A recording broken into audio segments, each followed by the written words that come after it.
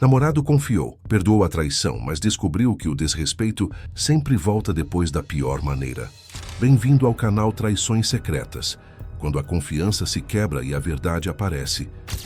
Você conseguiria continuar em um relacionamento depois de descobrir uma traição ou depois de perceber que, mesmo ficando, o respeito nunca mais voltou? Em Traições Secretas de hoje, vamos conhecer o relato de um jovem que viveu seu primeiro amor com intensidade, fé e entrega total.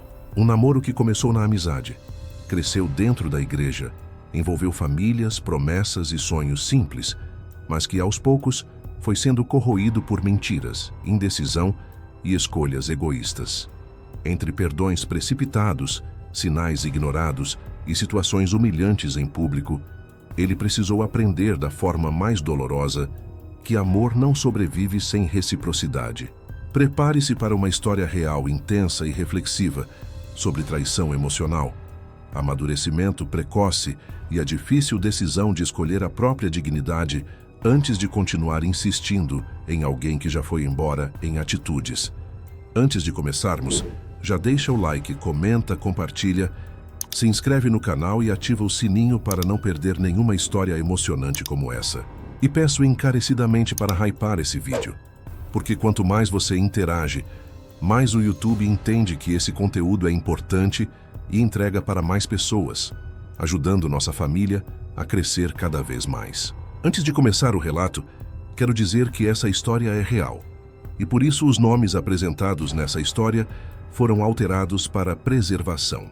Agora, vamos para a história. Vou começar pedindo desculpas pelo tamanho da história, mas como é bem recente, ainda lembro de vários detalhes. Então, aqui vai o meu relato. Antes de começar, quero deixar claro que não estou compartilhando isso para pedir conselhos ou algo assim. Afinal, nosso término foi há cerca de 2 anos e meio, mas agradeço a quem quiser opinar sobre a situação. Meu nome é Douglas, tenho 20 anos, mas na época tinha 18. Em setembro de 2023, comecei a namorar uma garota que chamarei de Lorena, para preservar sua identidade. Para dar um pouco de contexto, eu e ela sempre fomos amigos, porque nossas mães se conheciam da escola, e foi assim que descobri que Lorena era adotada, um detalhe que sempre fez parte da história dela. Embora nos víssemos raramente devido à distância entre nossas casas, ela mora na cidade e eu no campo, éramos bem próximos. Um dia, ocioso, decidi dar uma olhada no Facebook. Sim, quem ainda usa Facebook, né? Eu estava entediado e vi uma solicitação de amizade dela. Como não a seguia em nenhuma rede social, aceitei e logo começamos a conversar. Ela me passou o Instagram e me convidou para um grupo de oração de jovens, GOJ. Lorena sempre foi muito ligada à igreja, então fui tranquilo. Nos encontros, participávamos das atividades juntos. Cantávamos, rezávamos e dançávamos. Em um momento, começamos a ficar de mãos dadas e em setembro de 2023, nos beijamos pela primeira vez. Um detalhe importante. Foi meu primeiro beijo, mas não o dela. Eu sei, é meio vergonhoso ter perdido a virgindade afetiva aos 18, mas melhor tarde do que nunca. Depois disso, começamos a nos encontrar com mais frequência. Algumas semanas depois, decidi comprar uma aliança e pedi ela em namoro de forma oficial. Antes do GOJ começar, a chamei para a frente da igreja, onde não havia ninguém, e pedi a mão dela, que aceitou. Tudo parecia bem, ou pelo menos eu achava isso. Logo que o GOJ terminou, ela saiu, e quando fui falar com ela, um amigo nosso, o Felipe, se aproximou com as alianças na mão e disse: "A Lorena disse que não se sente pronta e precisa de tempo para pensar melhor sobre isso. Só posso dizer que isso me destruiu." Ela pediu para eu parar de ir ao GOJ por um tempo, para que pudesse pensar sozinha e resolver algumas coisas com as amigas. Obviamente, como era meu primeiro relacionamento e eu estava apaixonadamente cego, obedeci, mas fiquei extremamente triste e abalado. Porém, aconteceu um imprevisto. Os tios dela estavam saindo da missa quando pedi ela em namoro e viram tudo. Foram questioná-la, e quando ela contou que pediu um tempo, começaram a pressioná-la. Preciso dar um pouco mais de contexto. Eles a estavam pressionando porque eu sempre fui um namorado exemplar. Eu escrevia até cartinhas fofas com desenhos e as deixava na casa dela. Eles queriam que ela ficasse comigo, porque eu era considerado um bom menino. Pois bem, no final do ano, nós deixamos esse tempo. Em janeiro de 2024, passei o ano novo na casa dela, com a família dela, e pedi permissão da mãe dela para namorá-la. Vale ressaltar que eu já era maior de idade, e na época, Lorena ainda era menor. Então, não me sentia obrigado a pedir autorização, mas fiz assim mesmo. Finalmente ela aceitou. E posso dizer que vivi 2 dos melhores meses da minha vida. Digo apenas 2 meses porque, em fevereiro, quando as aulas retornaram, ela começou a comentar sobre um aluno novo chamado Diego, que era parecido com um personagem de uma série que ela gostava e que ela tinha um crush. Agora, pensando bem, mesmo tendo sido meu primeiro relacionamento, havia escutado muitas histórias de traição e fiquei de olho nesse cara.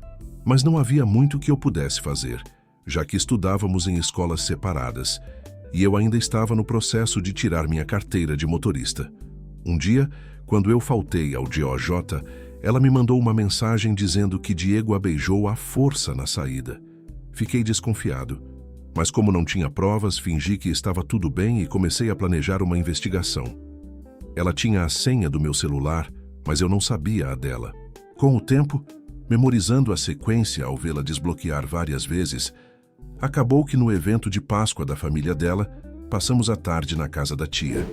Quando voltamos para a casa dela, ela foi ao banheiro e deixou o celular no sofá. Foi então que eu abri e encontrei mensagens no Instagram com Diego dizendo coisas como: "Quero muito te beijar. Espero que consigamos nos ver, querido. E eu dou um jeito se for para te ver e te dar uns beijinhos." Estranhamente não senti raiva na hora. Apenas tirei fotos das mensagens, pois não daria tempo de fazer prints. Assim que ela saiu do banheiro, confrontei-a. Tivemos uma discussão verbal, pedi as alianças de volta e liguei para meu pai vir me buscar. É desnecessário dizer que no dia seguinte, ela começou a me mandar mensagens, primeiro negando que tinha acontecido algo, alegando que não havia me traído e que estava apenas vendo o que sentia. Eu disse que tinha lido tudo, e aí ela começou a pedir perdão. Tirei prints de tudo para ter provas sobre a traição, para que ela não pudesse manipular a situação. Como mencionei, eu estava completamente apaixonado, então decidi me encontrar com ela na casa dela para discutir o que faríamos a partir dali. Confesso que senti pena, porque ela parecia ter chorado e estava visivelmente triste. Foi nesse momento que tomei a pior decisão da minha vida. Decidi dar uma segunda chance para ela. Eu sei, uma escolha estúpida, mas não conseguia pensar direito. Estava completamente apaixonado e nunca havia tido uma experiência romântica antes, então, por favor, seja compreensivo. Voltamos a namorar, mas agora sem alianças. Também decidimos parar de ir ao GOJ. Eu não queria voltar tão cedo, e ela disse que faria eu confiar nela novamente ao parar de ir lá sem mim. Mas muitas coisas aconteceram nesse meio tempo. Mesmo dizendo que perdoaria, o ressentimento nunca desapareceu.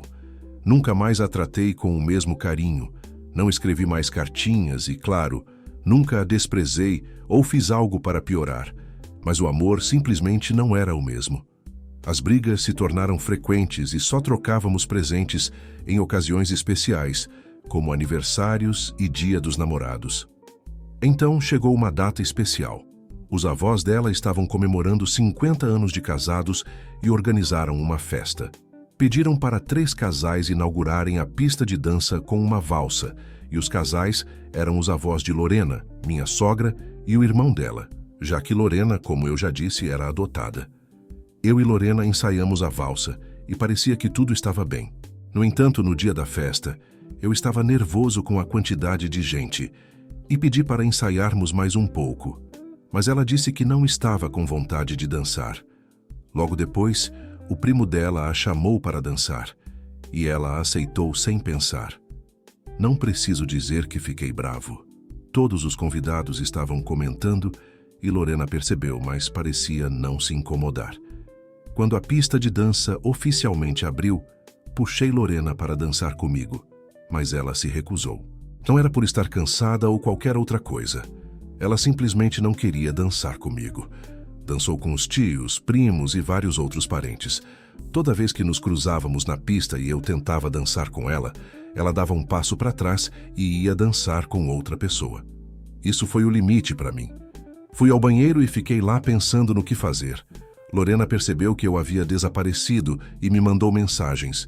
Respondi que estava no banheiro e ela aceitou. Quando saí, disse que estava com dor de barriga e mal e fui para casa mais cedo. No dia seguinte, Lorena me mandou mensagem, mas respondi de forma seca, pois não aguentava mais o relacionamento.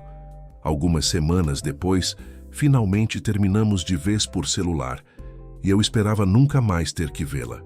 E adivinha? Um tempo depois, ela publicou que estava namorando Diego. Fiquei estranhamente com ciúmes, mas ao mesmo tempo sabia que não era mais um problema meu. A culpa não era minha, porque sempre fiz o possível pelo relacionamento. Mas não acabou aí. O namoro dela com Diego não durou muito, e em menos de 3 meses, ela já tinha terminado e começou a sair com outro cara, que também não durou mais do que 3 semanas. Decidi voltar a frequentar o Jojota, já que não precisava mais me preocupar com ela. Foi então que nos reencontramos lá, e no dia seguinte ela me mandou mensagem, dizendo que estava arrependida e queria voltar. Ela disse que só ficou com Diego para me provocar ciúmes e que ainda me amava, que foi um erro ter terminado comigo.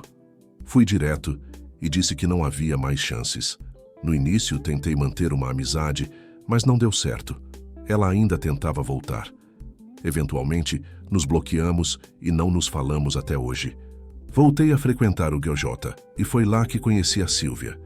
No começo era só amizade, conversas simples, risadas sem compromisso. Com o tempo, aquilo foi mudando, e quando percebi, já estávamos namorando. A Silvia era diferente da Lorena. Ela fazia questão de estar perto, me abraçava com naturalidade, segurava minha mão, demonstrava carinho sem medo. Ao lado dela, eu me sentia visto, acolhido, como se finalmente alguém quisesse estar comigo de verdade. Aos poucos, fui baixando a guarda, acreditando que talvez aquela fosse a chance de recomeçar e construir algo sincero. Com o passar dos dias, fui me envolvendo cada vez mais. A presença dela trazia uma paz que eu não sentia há muito tempo. Eu me pegava sorrindo sozinho, esperando pelas mensagens, contando as horas para nos vermos. A Silvia parecia perceber minhas inseguranças e, sem eu precisar dizer nada, tentava me tranquilizar com gestos simples, palavras calmas. Mesmo assim, lá no fundo, eu ainda carregava medos do passado. Tinha receio de me entregar por completo, mas, ao mesmo tempo, queria acreditar que aquela história podia ser diferente, que dessa vez eu não iria me perder de mim mesmo. Continuo frequentando o Jojota, mas ainda bem que a Lorena não foi mais. Existem muitos detalhes que deixei de fora dessa história, mas por enquanto é isso. Postei mais para desabafar mesmo e... muito obrigado. Moral da história. Esse relato ensina que perdoar não é o mesmo que esquecer, e insistir não é prova de amor. Quando o respeito se perde, o relacionamento pode até continuar, mas a conexão verdadeira já se foi. Amar alguém não significa aceitar menos do que se merece. Às vezes, o maior sinal de maturidade não é lutar até o fim, mas reconhecer a hora certa de ir embora com dignidade antes que a dor se transforme em hábito. Se você está acompanhando nossas histórias e quer continuar assistindo relatos intensos, reais e cheios de reviravoltas, já deixa o like agora e dá aquele hype no vídeo. Se inscreva no canal Traições Secretas para não perder nenhuma história de traição, infidelidade e dramas familiares que prendem do começo ao fim. Escreve aqui nos comentários o que você achou dessa história. A sua opinião faz toda a diferença. Quanto mais você interage, mais o YouTube entende que esse conteúdo precisa chegar a outras pessoas. E se esse relato te chocou, o próximo pode ser ainda mais forte. Até a próxima história. Obrigado.